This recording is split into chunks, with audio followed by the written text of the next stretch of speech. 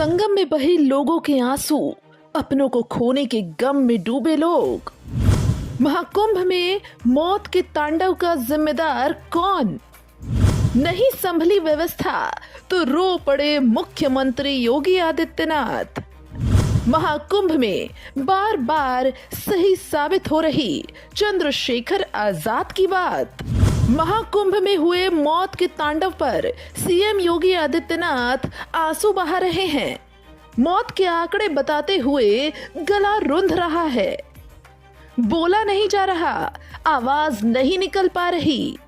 दुख है, समझ आ रहा है, लेकिन जब लोग महाकुंभ में भीड़ को देखते हुए सही व्यवस्था की हिदायतें दे रहे थे, लोगों की सुरक्षा के लिए अपनी बातें रखने की कोशिश कर रहे थे, योगी सरकार के हर नेता ने अपनी आवाज बुलंद कर ली थी और ऐसी ही आवाज दबाने की कोशिश की गई थी भीम आर्मी चीफ चंद्रशेखर आजाद की, जिनकी कही पहली हर बात अब सही साबित होती नजर आ रही है।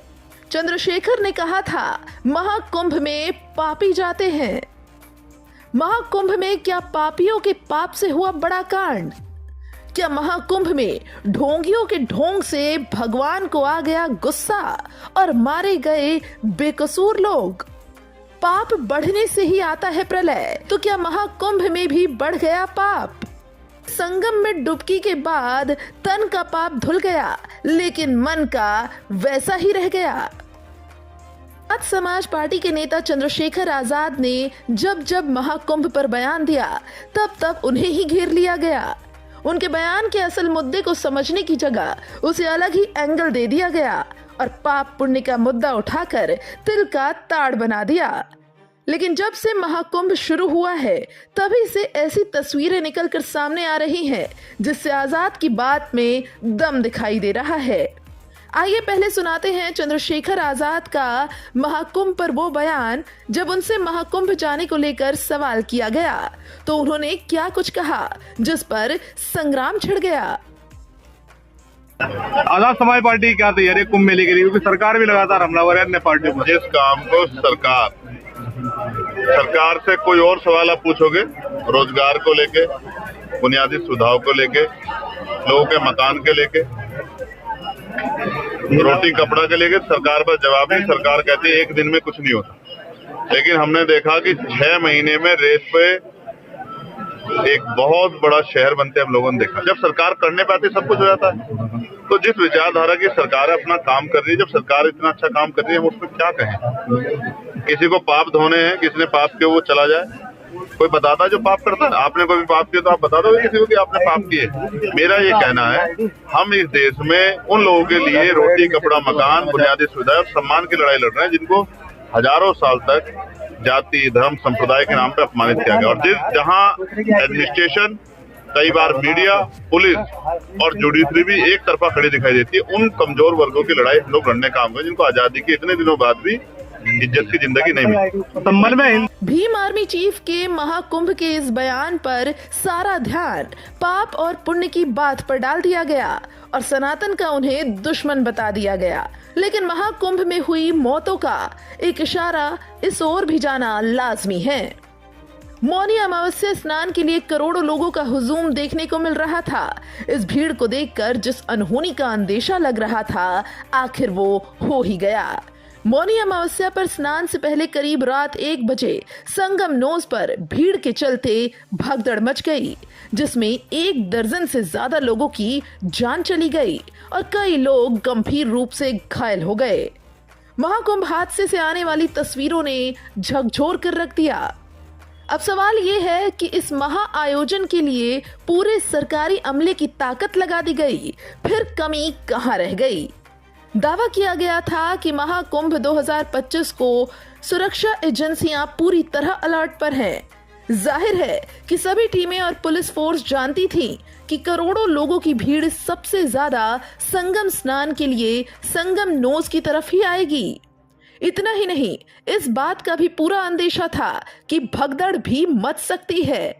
बल्कि सोशल मीडिया पर वायरल हो रहे इस वीडियो को आप खुद ही देखिए।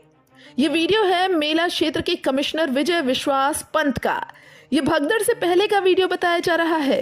इसमें कमिश्नर साहब हाथ में माइक लेकर लोगों से अपील कर रहे हैं कि यहाँ लेटे रहने से फायदा नहीं है, उठिए, स्नान कीजिए, यहाँ बहुत से लोग अभी आएंगे और भगदड़ मचने की संभावना है। आप खुद ही देखिए। सभी श्रद्धालु सुन लें, यहाँ लेटे रहने से कोई फायदा नहीं है। जो सोवत है सो खोवत है। उठिए उठिए, स्नान करिए, और ये आपके सुरक्षित रहने के लिए बहुत आएंगे और भगदड़ मचने की संभावना है। आप पहले आ गए हैं तो आपको सबसे पहले अमृत मिल जाना चाहिए। सभी श्रद्धालुओं से करबद्ध निवेदन है, उठे उठे उठे, सोए ना, जब सबसे पहले आ गए हैं। बताया जा रहा है कि कमिश्नर साहब की अपील के बावजूद लोग वहां से नहीं हटे। संगम नोस पर ही कई लोग लेटे हुए थे। रात 1 से 1:30 बजे अचानक दबाव बढ़ा और भगदड़ मच गई। सवाल ये है कि पूरा प्रशासनिक अमला इस आने वाले संकट को भांपते हुए भी क्या कर रहा था। महाकुंभ की शुरुआत से पहले से ही सरकार की तरफ से दावा किया जा रहा था कि इस बार रिकॉर्ड संख्या में करोड़ों श्रद्धालु संगम में डुबकी लगाएंगे, तो हर संभावना से निपटने की पूरी तैयारी क्यों नहीं हुई। अब संगम हादसे के बाद सब एक्टिव हो गए हैं। प्रयागराज में भीड़ का दबाव कम करने के लिए जिले की सीमाएं सील की जा रही हैं। अब प्रयागराज में हादसा होने के बाद से अलग अलग जिलों में जिस तरह की मुस्तैदी देखी जा रही है, वो हादसे से पहले क्यों नहीं दिखी। मौनी अमावस्या पर लोगों को वहां बुलाने का आह्वान कर व्यवस्था पूरी ना करना और उनकी जान को ताक पर रख देना किसी पाप से कम है क्या। वहीं मीडिया मोनालिसा की आंखों में खोई रही, सरकार दिल्ली चुनाव में व्यस्त रही और अधिकारी रजाई में मौज लेते रहे। चंद्रशेखर पर हमला बोलने वाले लोगों ने शायद इनका पूरा बयान नहीं सुना, या सब जानते हुए भी अनजान बनने की कोशिश की गई, क्योंकि सियासत जो सबसे ऊपर आती है, शायद जनता और उनकी समस्याओं से भी ऊपर। और अब डर तो ये भी सता रहा है कि क्या इतने पाप देखकर अगर देवों के देव महादेव शिव का त्रिनेत्र खुल गया तो क्या होगा, तो वो मंजर क्या होगा, उन्हें कौन सी दलीलें देकर बचा जा सकेगा। Bureau report, Indian news.